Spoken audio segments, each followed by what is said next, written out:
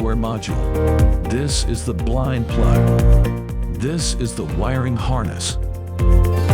If your car needs service, replace the software module with the blind plug.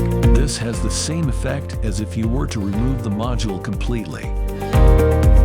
Connect the software module so that the two brown cables are on the same side. Here are the LEDs that light up in the active state.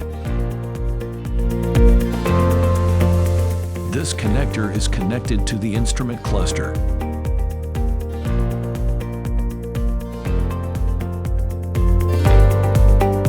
This plug is connected to the cable from the car.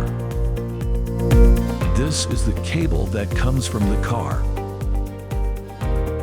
The small plastic tips must be on the same side.